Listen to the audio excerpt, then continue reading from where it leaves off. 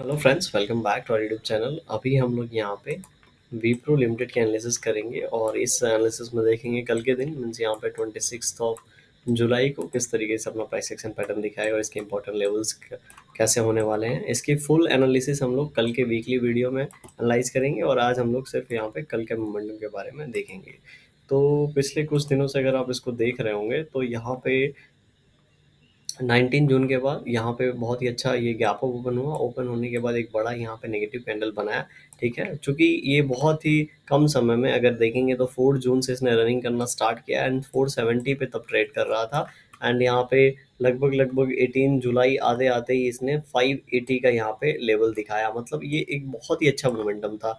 420 से लेके 580, मतलब यहाँ पे अगर देखा जाए तो 160 रुपीज़ का इसने मोमेंटम यहाँ पे पिछले एक महीने में हम लोग को दिखा दिया है। अब ये इसके पहले का अगर जर्नी आप देखेंगे तो इसने बहुत ज़्यादा टाइम क्या किया था यहाँ पे, इस रेंज में इसने टाइम स्पेंड किया। 2022 से इस जोन में फंसा हुआ था, यहाँ पे ब्रेकआउट दिया, इसको रीटेस्ट किया। मतलब ये देखेंगे तो जून 2024 और यहाँ पे मई जून 2022। ठीक है, तो 2 साल से यहाँ पे ये फंसा हुआ था। 2 साल के बाद ये जब यहाँ से निकला तो बहुत तेज़ी से ऊपर गया है, लेकिन यहाँ पे इसके नंबर्स हो सकता है कुछ थोड़े से ठीक नहीं आए होंगे या कोई न्यूज़ होगा जिसकी वजह से यहाँ पे एक अच्छा खासा गैप डाउन ओपन हुआ। और इस गैप डाउन के बाद आप देख रहे हैं अभी किस तरीके से यहाँ पे अपने आप को ये बीच में संभालने की कोशिश कर रहा है। अब कोई भी शेयर जब ऊपर से नीचे गैप डाउन या कोई भी सिचुएशन होता है तो सपोर्ट कहाँ पे लेता है? ठीक है, ये ब्रेकआउट लेवल है। ठीक है, यहाँ पे दो ब्रेकआउट्स लेवल हैं, अगर आप देखेंगे तो आपको पता चलेगा। एक तो यहाँ पे ये ब्रेकआउट लेवल है एंड सेकेंड ब्रेकआउट लेवल यहाँ पे है। ठीक है, और इसने जहाँ पे सपोर्ट लिया है एग्जैक्टली इस पॉइंट पे तो सपोर्ट नहीं लिया है, लेकिन यहाँ पे इस ब्रेकआउट लेवल के आसपास सपोर्ट लिया है। अब ये जब हम छोटे टाइम फ्रेम पे जाएंगे तो और अच्छे से जब देखेंगे तो पता चलेगा कि ये जो सपोर्ट लिया है हो सकता है किसी एक अच्छे पॉइंट से यहाँ पे इसने सपोर्ट लिया है। इस वीक में कल का दिन बाकी है तो कल के दिन बहुत बड़ी मोमेंटम का एक्सपेक्टेशन नहीं है, क्योंकि ठीक ठाक यहाँ पे कैंडल यहाँ पे इसने क्लोज दिया है। वन डे टाइम फ्रेम पे अगेन चलते हैं और यहाँ पे वन डे टाइम फ्रेम पे अगेन हम जब इसको देखेंगे तो पिछले 3 दिनों का अगर हम लोग इसको डिलीट कर देते हैं। ठीक है, पिछले 3 दिनों में अगर देखेंगे तो हाई जो इस रेड कैंडल का है, इसका हाई अगर हम लोग यहाँ पे देखेंगे तो 508 के आसपास का है। तो 508 के आसपास का हाई है और यहाँ पे इनसाइड कैंडल, दो इनसाइड कैंडल बनाया है। तो कल के दिन अगर ये अपना हाई ब्रेकआउट देता है तो यहाँ पे इसके ऊपर जाने के चांसेस हैं, लेकिन हम लोग यहाँ पे हो सकता है 517 520 तक एक मोमेंटम देखने को मिले। लेकिन हम लोग को इसके पहले 15 मिनट पे देखना पड़ेगा कि ये क्या आज और कल में पिछले इस तरीके से मोमेंटम किया। अगर इस तरीके से मोमेंटम किया होगा तो हो सकता है नीचे आने के बाद ये लेवल ब्रेक करे, या फिर अगर यहाँ पे रुका होगा तो फिर हम लोग देख ही लेते हैं। यहाँ पे 15 मिनट टाइम फ्रेम पे चल के 15 मिनट टाइम फ्रेम पे आ रहे हैं तो पता चल रहा है 25th आज का दिन था।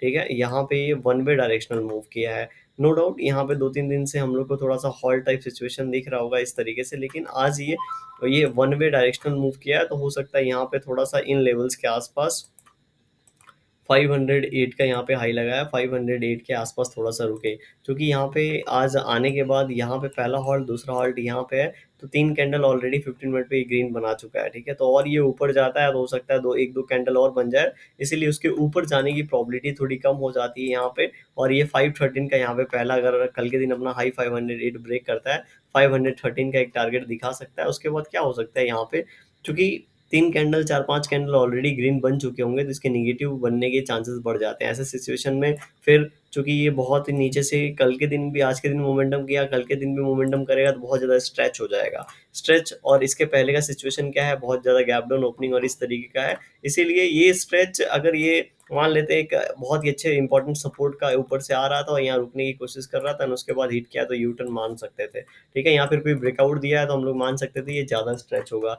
लेकिन यहाँ पे ऐसा कोई सिचुएशन नहीं है। यहाँ पे जिस तरीके का सिचुएशन है वैसे अगर हम लोग मान के चले, हो सकता है 513 या फिर 516 के नीचे हम लोग को यहाँ पे इन लेवल्स को टच करके कहीं ना कहीं हम लोग को कल के दिन क्लोजिंग दे।